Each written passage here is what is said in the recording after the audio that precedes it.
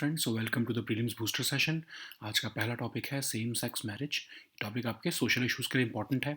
तो जो ये इशू चल रहा है इस पटिशन को, जो बहुत सारी पटिशन आई हैं सेम सेक्स मैरिज को रिकॉग्नाइज करने के लिए, इसको चीफ जस्टिस ऑफ इंडिया ने कॉन्स्टिट्यूशन बेंच की 5 जजेस जो है बेंच को जो है वो सुप्रीम कोर्ट को ये सौंप दिया है।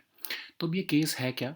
एक्चुअली जो है बहुत सारी पटिशनर्स जो हैं वो लीगल रिकॉग्निशन मांग रहे हैं सेम सेक्स मैरिजेस की अंडर अ स्पेशल लॉ। तो वो ये कह रहे हैं कि जो लोग ऑलरेडी किसी पर्सनल लॉ के अंडर मैरिज नहीं कर पाते हैं, उनको आप स्पेशल मैरिज एक्ट के अंदर अलाउ करते हो सिविल मैरिज करने को।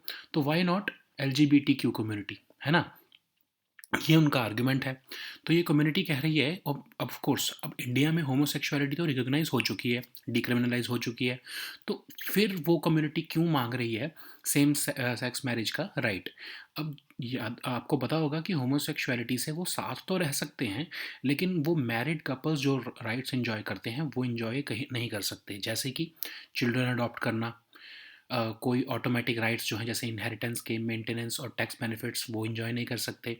फिर जब पार्टनर पास अवे कर जाता है तो जो पेंशन और कंपनसेशन जैसे बेनिफिट्स होते हैं वो भी नहीं उनको मिल पाते हैं, बिकॉज उनकी मैरिज ही रिकॉग्नाइज नहीं है। इसीलिए जो है वो ये रिकॉग्निशन मांग रहे हैं। अब सेंट्रल गवर्नमेंट का स्टैंड क्या है? उन्होंने बोला है कि सेम सेक्स मैरिज जो है उसको हम अभी एक्सेप्ट नहीं कर सकते, क्योंकि ये डेलिकेट बैलेंस जो है पर्सनल लॉज का उसको ख़राब कर देगा। एक काउंटर एफिडेविट जो है उन्होंने फाइल किया है गवर्नमेंट ने, उन्होंने कहा है कि डीक्रिमिनलाइजेशन जो हमने की है सेक्शन 377 की, इसका मतलब ये नहीं कि हम सेम सेक्स मैरिज को रिकोगनाइज करेंगे। ठीक है, अब आर्ग्यूमेंट्स क्या रखे हैं गवर्नमेंट ने, ये भी देख लेते हैं। गवर्नमेंट ने बोला है कि जो हमारी नोशन ऑफ मैरिज है हमारी अभी सोसाइटी में, वो भी अभी प्री सपोज ये कर रहा है कि union between two persons of opposite sex. तो अभी सोशली, कल्चरली और लीगली हमारा जो सिस्टम है वो सिर्फ इसी डेफिनेशन पर ही इंग्रेंड है। उसको एकदम से बदल देना जो है वो डिस्टर्ब कर देगा हमारी जो है इस बैलेंस को। तो उन्होंने कहा है कि जो हमारे मैरिज लॉज भी जो हैं वो भी इस तरह से हमने रिकग्नाइज किए हैं कि जो मैरिज होती है वो एक union between a man and a women होती है। अगर हम पर्सनल लॉज के साथ छेड़खानी करेंगे तो उससे जो है बैलेंस ख़राब हो जाएगा। उन्होंने बोला कि अगर कोई ये आर्ग्यूमेंट रखता है कि अंडर आर्टिकल 21 उनका ये राइट है to get this same sex marriage recognised, तो याद रखना चाहिए कि जो है हमारी कॉन्स्टिट्यूशन में ही प्रोविजंस डाले गए हैं कि आर्टिकल 121 जो है उसके अंदर भी कुछ जो आपकी रिस्ट्रिक्शंस लगाई जा सकती हैं फॉर पब्लिक सेफ्टी और पब्लिक जो है वो ऑर्डर। ठीक है, अब वे अहेड क्या है इस टॉपिक की? वे अहेड ये है कि कोर्ट जो है वो तो ऑफ कोर्स इक्वल राइट्स की डिमांड जो है करेगा, लेकिन अगर कर भी दी तो भी जो है LGBT कम्युनिटी जो है उनकी जो मार्च टुवर्ड्स इक्वालिटी है वो जो है सक्सेसफुल नहीं हो पाएगी इतनी जल्दी, क्योंकि हमारे जो ट्रेडिशंस हैं वो बहुत ही एंट्रेंच्ड हैं इस कंट्री में सेम सेक्स जैसी मैरिज को जो है वो एनफोर्स करवाने में। ठीक है, तो राइट एक्टिविस्ट ने ये भी कहा है कि हमको पहले तो अवेयरनेस जनरेट करवानी पड़ेगी, उसके बाद ही हम इस राइट को जो है एनफोर्स करवा पाएंगे। नेक्स्ट हम टॉपिक देखते हैं Samudrayaan mission. Science and technology के लिए टॉपिक इंपॉर्टेंट है। अब जो है सी बेड में से जो है मिनरल रिसोर्सेज निकालने के लिए national institute of ocean technology जो है उन्होंने मत्स्य 6000 नाम का जो है वो एक तरह से व्हीकल तैयार किया है जो 6000 metre into the Indian Ocean जाएगा और समुद्रयान मिशन के अंडर। ठीक है, तो 6000 मीटर तक ही लगभग हम इनको जाने की ज़रूरत पड़ेगी। और इंटरनेशनल सीबेड अथॉरिटी ने 75,000 स्क्वायर किलोमीटर का एरिया सेंट्रल इंडियन ओशन में जो है वो पॉलीमेटालिक नोड्यूल्स को एक्सप्लोर करने के लिए दे दिया है। तो उसी के लिए हम मत्स्य 6000 को भेज रहे हैं, जो कि एक व्हीकल हो गया, हल कह सकते हो आप इसको। और इसके में life support system, underground under water float करना, rock samples, soil samples collect करना, ये सारी फैसिलिटीज़ होंगी।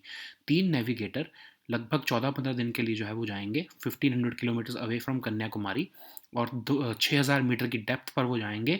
और यहाँ पर जो वेट ऑफ वाटर होगा वो लगभग 600 time that at the sea level होगा। और 60% जो है ये सबमर्सिबल होगा। आई एम सॉरी, जो ये आपका मत्स्य 6000 है, ये 60% जो है वो इंडिया में ही मैन्युफैक्चर किया गया है। और जो जैसे कंपोनेंट्स हैं कैमरा, सेंसर, कम्युनिकेशन सिस्टम जिसको इंटरनेशनल वेंडर से खरीदा गया है, ठीक है। सो समुद्रयान मिशन क्या है 2021 में हमने लॉन्च किया था डीप ओशन एक्सप्लोरेशन के लिए, ताकि हम मिनरल रिसोर्सेज को जो है वो एक्सप्लोर कर सकें। ब्लू इकोनॉमी हमारे जो इनिशिएटिव्स हैं उसको सपोर्ट करने के लिए मिशन लॉन्च किया गया था। मिनिस्ट्री ऑफ अर्थ साइंसेज इसकी नोडल मिनिस्ट्री है। लगभग 4,000 करोड़ से ज़्यादा का इस पर खर्चा आने वाला है। ISRO, IIT Pune, IITM Pune, DRDO जो है इसमें एक्टिवली पार्टिसिपेट कर रहे हैं।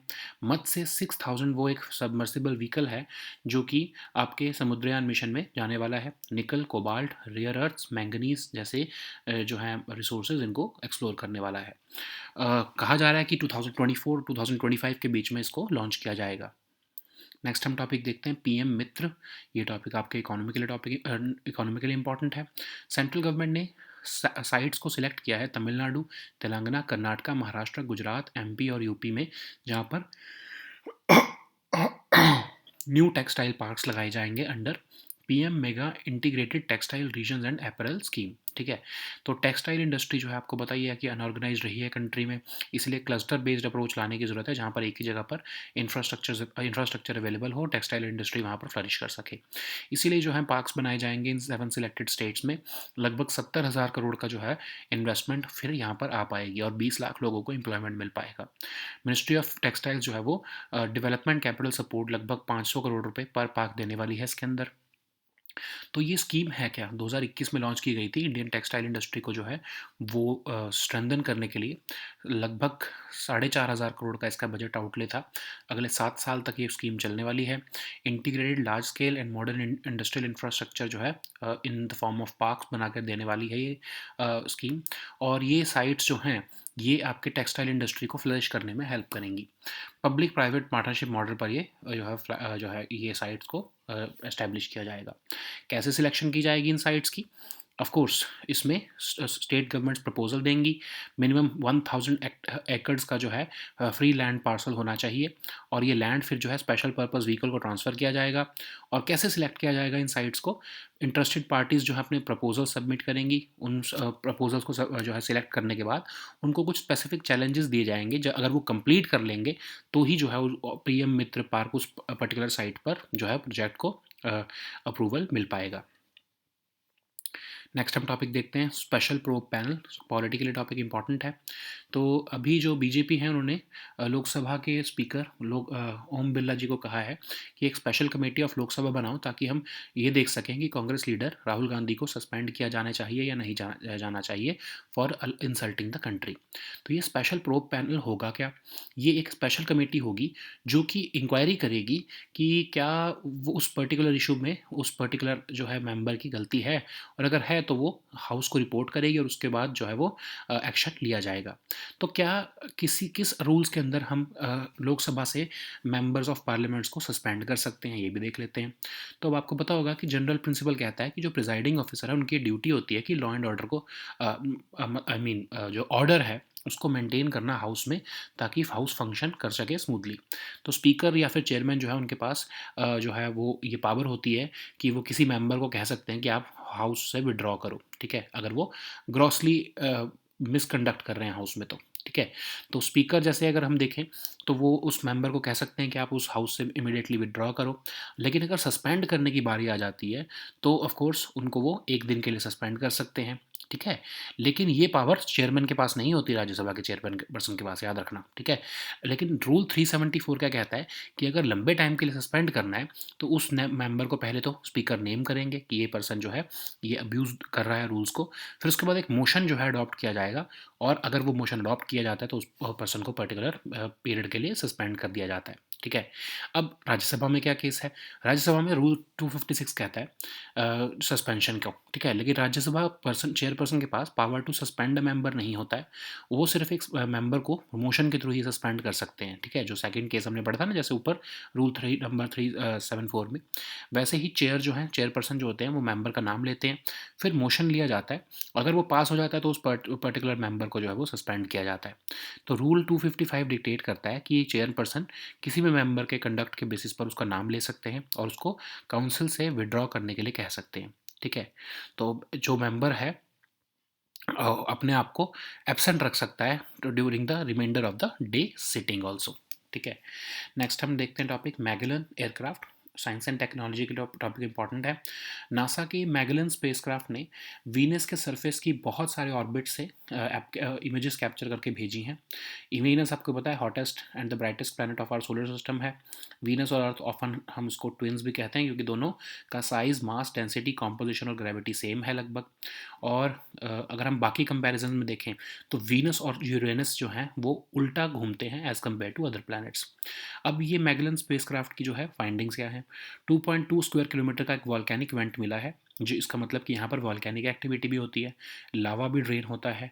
तो ये वेंट जो है वो मार्ट मॉन्स, जो कि सेकंड हाईएस्ट वॉल्केनो है वीनस पे, उससे एसोसिएटेड है। ये अटला रीजियो, ये जो कि एक हाईलैंड रीजन है वीनस के इक्वेटर के पास, वहाँ पर ये सिचुएटेड है। तो जो मैगेलन एयरक्राफ्ट है ये फर्स्ट स्पेसक्राफ्ट रहा है नासा का जिसने कि पूरे के पूरे सरफेस ऑफ वीनस को कैप्चर किया है। नेक्स्ट हम टॉपिक देखते हैं गन लाइसेंसिंग। गवर्नेंस के लिए टॉपिक इंपॉर्टेंट है। रिसेंटली पंजाब गवर्नमेंट ने 813 गन लाइसेंसेज जो है वो कैंसिल कर दिए हैं, क्योंकि वो गन कल्चर के अगेंस्ट जो है वो क्लैम्प डाउन कर रहे हैं। पंजाब गवर्नमेंट ने complete ban on public display of weapons भी जो है वो कहा है, और सॉन्ग्स जो कि वायलेंस को ग्लोरीफाई करते हैं उन पे भी बैन लगाने को कहा गया है।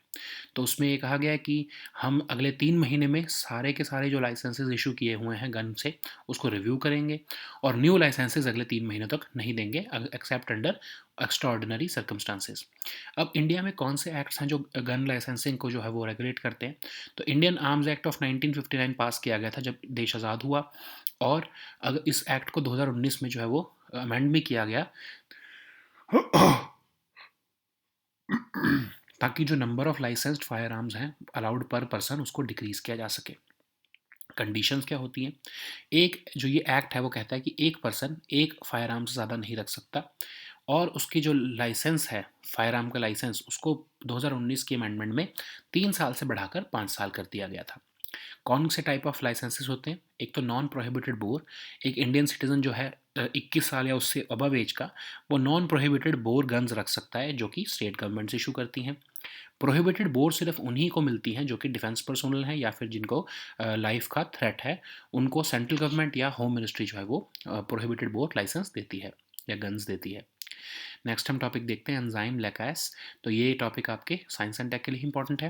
तो रिसर्चर्स जो हैं S N Bose national centre for basic sciences Kolkata, उन्होंने एक लैकास एंजाइम को जो है वो की एफिकेसी को टेस्ट किया है डाई मॉलिक्यूल्स को डिग्रेड करने में। तो ये एंजाइम लैकास है क्या है।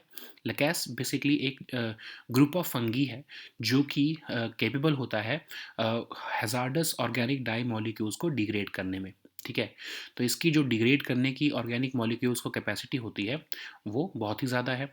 इसमें 4 कॉपर एटम्स लगे हैं, 4 कॉपर एटम्स हैं डिफरेंट ऑक्सीडेशन स्टेट्स में, और ऑक्साइड्स ऑफ कार्बन, नाइट्रोजन और सल्फर भी हैं। तो ये डाई एफ्लुएंट्स को जो टेक्सटाइल इंडस्ट्री से निकल रहा है उसको हमको, क्योंकि बहुत दिक्कत आती है उसको जो है वो फ्लश आउट करने में, उसको जो है वो डिग्रेड करने में, तो ये जो है एंजाइम इसमें हेल्प करने वाला है। अब हम देखते हैं एंजाइम प्रोमिस्क्यूटी क्या होता है। एंजाइम प्रोमिस्क्यूटी का मतलब ये है कि एक एंजाइम जो कि ऐसा रिएक्शन कैटेलाइज कर दे जो कि जो उसका ओरिजिनल स्पेशलाइज्ड रिएक्शन नहीं है। मतलब जो ये अगर एंजाइम लैकेस की बात करें तो इसका ओरिजिनल मोटिव ये नहीं है कि वो डाई के मॉलिक्यूल्स को जो है वो डिग्रेड करने के लिए काम करता है। उसका एक तरह से ये एंजाइम की प्रोमिस्क्यूटी है कि वो ये रिएक्शन भी कर सकता है कि वो डाई मॉलिक्यूल्स को डिग्रेड कर देता है।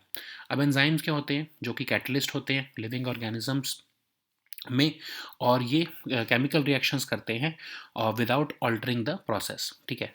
नेक्स्ट हम टॉपिक देखते हैं स्टारबेरी सेंस। साइंस एंड टेक के लिए इंपॉर्टेंट है। इंडियन इंस्टीट्यूट ऑफ एस्ट्रोफिजिक्स ने एक low cost star sensor develop किया है एस्ट्रोनॉमी और स्मॉल क्यूबसैट सैटेलाइट्स के लिए। अब ये स्टारबेरी सेंस क्या होगा। अब ये स्टार सेंसर जो है वो क्यूबसैट सैटेलाइट्स को हेल्प करेगा अपनी स्पेस में ओरिएंटेशन ढूंढने के लिए। हर सैटेलाइट को ये पता होना ज़रूरी है कि वो कौन से पॉइंट ऑफ स्पेस में वो लोकेटेड है, उसके लिए स्टार सेंसर्स का यूज़ किया जाता है। अब इसमें जो है लिनक्स कंप्यूटर बेस्ड रास्पबेरी पाई का सिंगल बोर्ड लगा हुआ है। PS4 ऑर्बिटल प्लेटफॉर्म इसरो ने इसका डेवलप किया है, और इसने वाइब्रेशन और thermal vacuum test already clear कर लिए हैं, और ये अब जो है वो क्यूब सैट्स में लगाया जाने वाला है। तो क्यूब सैट्स क्या हैं? स्मॉल सैटेलाइट्स हैं, नैनो सैटेलाइट्स भी हो सकती हैं ये। इनका जनरली वेट जो है वो लगभग 1.33 केजी से कम ही होता है। नेक्स्ट हम टॉपिक देखते हैं, रीच आउट स्कीम। ये टॉपिक आपके साइंस एंड टेक के लिए इंपॉर्टेंट है। मिनिस्ट्री ऑफ अर्थ साइंसेज ने एक अम्ब्रेला स्कीम निकाली है, research education and training outreach, जो कि मिनिस्ट्री ऑफ अर्थ साइंसेज जो है वो कैपेसिटी बिल्डिंग के लिए इंप्लीमेंट करने वाली है। ये स्कीम अर्थ साइंसेज से रिलेटेड रिसर्च करेगी। इसमें जो है पूरी कंट्री में ये स्कीम को इम्प्लीमेंट किया जाएगा, कोई स्टेट वाइज या यूटी वाइज जो है इसका ब्रेकअप नहीं होगा। अब ये R&D एक्टिविटीज़ को सपोर्ट करना, यूज़फुल कोलैबोरेशंस करना इंटरनेशनल ऑर्गेनाइजेशंस के साथ, skill training, man power training देना अर्थ साइंसेज में, ये सब इसके ऑब्जेक्टिव्स हैं और सब स्कीम्स हैं। ठीक है, so now let us see all these topics in English. So the first topic is same-sex marriage. This topic is important for your social issues. So recently, a bench led by Chief Justice of India, D.Y. Chandrachud ji, has referred the petitions which were seeking legal recognition to same-sex marriages to a constitution bench of 5 judges of the Supreme Court. So the court has been hearing multiple petitions for which were requesting legal recognition of same-sex marriages. So these petitions were saying that those marriages which cannot be registered in personal laws, you allow them to be registered under the Special Marriage Act. Then why not us? Why not our marriage? That's why the question was asked to the central government. And first of all, we need to understand why they were asking for legal recognition of their marriage. You know that they are this LGBTQ couples, they can live together because homosexuality has been decriminalized. But still, they do not enjoy all the rights which the normal married couples do. So they want those rights, like they currently they cannot adopt children, or they cannot have a child by surrogacy. They do not have the automatic rights to inheritance, maintenance and tax benefits. So they want these rights on the basis of equality, which is enshrined in the Constitution of India. So what is the government saying? What is the central government's response to that?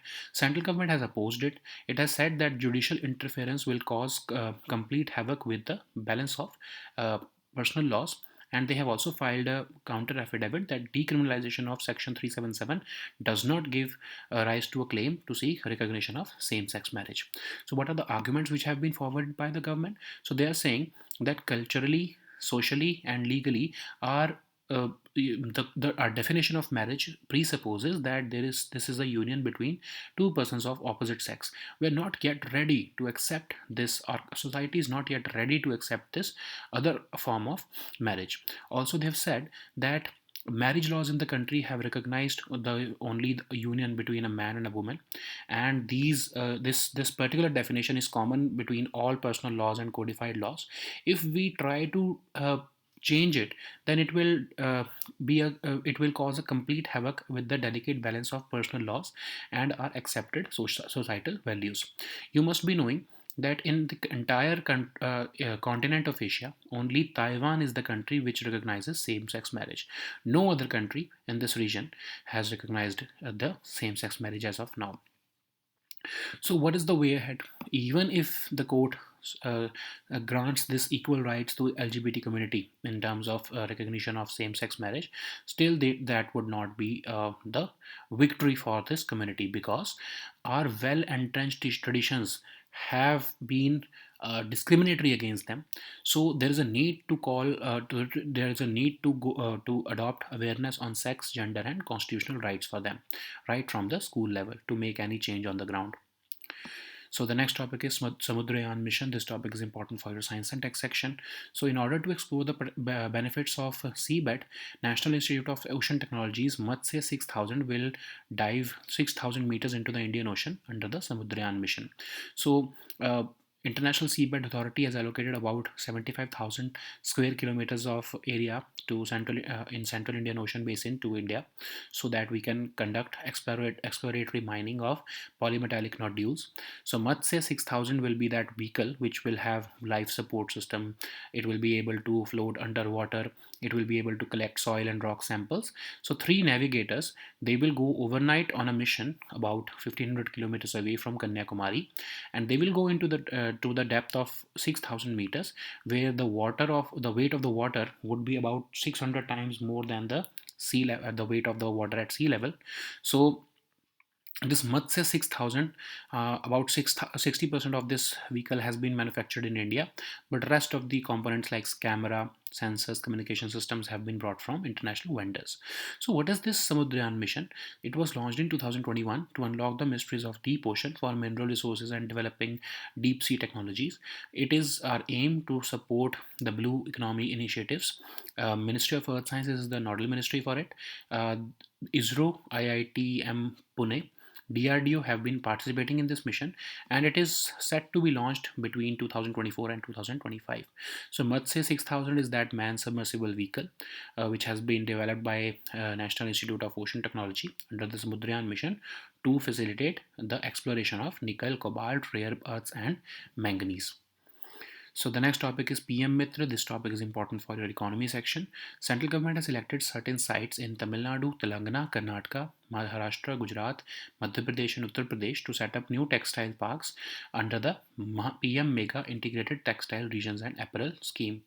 So this you know that textile industry has been unorganized in the country, so we want to adopt this cluster based approach where we provide them with necessary infrastructure in a cluster, and these parks will be in 7 selected states.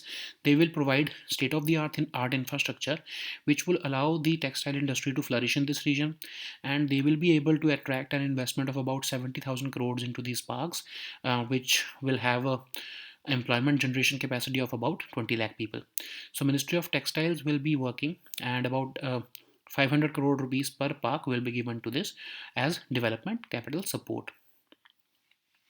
So what is this PM Mega Integrated Textile Regions and Apparel Scheme? So it is the scheme from the Ministry of Textiles, which has been launched to strengthen the Indian textile industry. It has a budget outlay of about 4,500 crores, and it aims to develop integrated large scale and modern industrial infrastructure, which will also be called the parks, and they will be located these parks will be located at those sites which have inherent strength to support the textile industry, and these parks will be made under the PPP model. So, how these parks will be selected? Of course, proposals would be received from the state government, where they will have to provide free land parcels of a minimum of 1,000 acres. The state government will have to transfer land to a special purpose vehicle owned by the state government and central government respectively, and the mode of selection would be dependent on challenge method. So, what is it? So of course, interested parties would have to first submit their proposals, and then these proposals would be selected. They would be given certain specific challenges or tasks to complete so that they can demonstrate their feasibility and effectiveness of their proposal. After that, only the proposal would be selected which best meets the criteria and objectives of the PM Mitra Park. So the next topic is special probe panel. This topic is important for your polity section. So BJP has recently asked Lok Sabha Speaker to set up a special committee of Lok Sabha to explore whether Congress leader Rahul Gandhi should be suspended for insulting the country or not.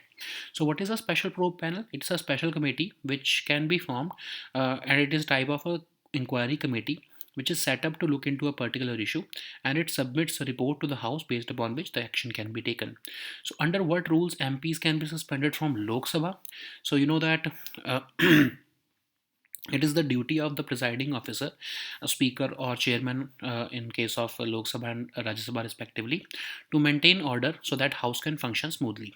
So speaker or chairman, they are empowered to force a member to withdraw from the precincts of the house. So in case of Lok Sabha, rule number 373 says that the speaker can direct any member to withdraw immediately from the house for gross misconduct, and they shall remain absent during the remainder of the day's sitting. So rule number 374 also says that if the speaker, if it deems necessary, can name a member who disregards the authority of the chair or abuses the rules of the house, and then then a motion is adopted, and if adopted, then the member shall be suspended from the house for a period not exceeding the remainder of the session. What are the rules for it in Rajya Sabha? These rules are governed by Rule 256, which says that Rajya Sabha chairperson does not have the power to suspend a member, unlike Lok Sabha, and Rajya Sabha chairperson can only suspend a member through a motion. So, of course, similar procedure is adopted. If a motion is adopted, then of course the member gets suspended from the remaining part of the session. Rule 255 also dictates that chairman can direct any member whose conduct is grossly disorderly to withdraw immediately from the council, and that member shall remain absent during the remainder of the day's sitting. So the next topic is Magellan aircraft. This topic is important for your science and tech section. Recently, NASA's Magellan spacecraft has captured images of Venus surface from different orbits. You know that Venus is the hottest and brightest planet in the solar system. Venus and Earth both are called twins. You know that Venus and Uranus both spin backwards. So what are the findings of this Magellan spacecraft? It's a 2.2 square kilometer it has found a 2.2 square kilometer volcanic vent from where volcanic activity has been reported. It has shown signs of drained lava. This vent is associated with Mons, which is the second highest volcano on Venus. So it sits in the Atla region, which is a vast highland region near Venus equator. So what is this Magellan spacecraft? It is one of the most successful deep space missions of NASA. It is the first spacecraft to have captured the entire surface of Venus. So the next topic is gun licensing. This topic is important for your governance section. Recently, Punjab government has cancelled 813 gun licenses in the state so that they can clamp down on the gun culture. In 2022, Punjab government ordered a complete ban on the public display of weapons and also on the songs which glorify violence. They have also recently released an order which says that they will review all licenses issued within 3 months, and they've barred the issuance of new licenses for the next 3 months except in extraordinary circumstances. So, Indian Arms Act of 1959 was passed, and in 2019 it was amended to decrease the number of firearms which can be allowed per person. So now Act bars one person from carrying more than one firearm. So what is the validity? So since 2019 amendment, the validity of a firearm license has been increased from 3 years to 5 years. So there are two types of licenses. First is of course the non-prohibited bore, which is given by the state government, and prohibited bore license is only given by the central government or Ministry of Home Affairs to defense personnel or those persons who are facing imminent threats to life. So the next topic is enzyme lacase. This topic is important for your science and tech section. So recently, researchers from SN Bose National Center for Basic Sciences have tested the efficacy of a lacase enzyme, which has helped in degrading some standard dye molecules. So lacase is basically a group of fungi which are capable of degrading a variety of hazardous organic dye molecules. So scientists have termed this particular quality as substrate promiscuity. We'll see that later. So lacase has been known to have the capacity to degrade various organic molecules. It contains 4 copper atoms and oxides of carbon, nitrogen, and sulfur also. So they have been able to uh, uh, manage the effluents which emanate from the textile industries. So what is enzyme promiscuity? So this is defined as the capability of an enzyme to catalyze a reaction other than the reaction for which it has been specialized. So what are these enzymes? So these are the substances which act as a catalyst in living organisms. So the next topic is Starbury sense. This topic is very important for your science and tech section. So researchers of the IIA have developed a low-cost star sensor for astronomy and small CubeSat class satellite missions. So these star sensors help small CubeSat satellites to find their orientation in space, because you know that every satellite needs to know where it is pointed in space. For that, the equipment called the star sensor is required. So what are the features of this Starbury sense? So it's a single board Linux computer called the Raspberry Pi, and it is ready for launch on the PS4 orbital platform by ISRO, which is being used for CubeSat satellite missions, and it has successfully undergone the vibration and thermal vacuum tests also. So what are CubeSats? These are class of research spacecrafts called nanosatellites, and typically they weigh less than 1.33 kgs. So the next topic is Reach Out Scheme. This topic is again important for your science and tech section.